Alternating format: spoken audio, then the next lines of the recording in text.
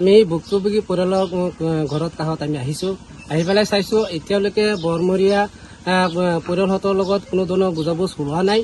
আৰু যি ইনকাউণ্টাৰ জলিলুদ্দিন আৰু সমীৰুদ্দিন যিটো ইনকাউণ্টাৰ, সেইটো ইনকাউণ্টাৰ বেআইনীভাৱে ইনকাউণ্টাৰ কৰিছে আৰু ইনকাউণ্টাৰ নহয়, সেইটো হত্যা কৰিছে।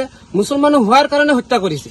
মই এটা কথা ক'ব বিচাৰিছোঁ, অসম চৰকাৰ আৰু অসম আৰক্ষীক মই ক'বলৈ বিচাৰিছোঁ, যদি আইনটো আপোনালোকৰ হাতত ল'ব বিচাৰিছে, তেতিয়াহ'লে জেল আৰু আদালতো আপোনালোকে কিয় ৰাখিছে?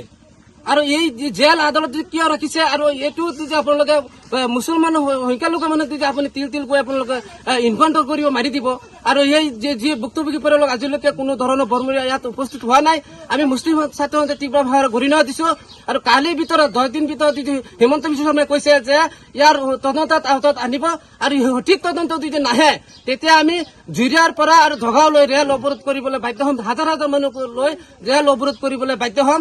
আৰু মই এটা কথা স্পষ্ট ক'ব বিচাৰিছোঁ, যদি অসমত সংখ্যালঘু মানুহে যদি এনেকে তিলকৈ পৰৱৰ্তী যদি ইনকাউণ্টাৰ কৰে, তেতিয়াহ'লে এই সম্পূৰ্ণ দায়ী অসম আৰক্ষী আৰু অসম চৰকাৰক আমি দোষীক আমি তেখেতসকলক আমি এইটো কৰিছোঁ বুলি আমি ভাবিম।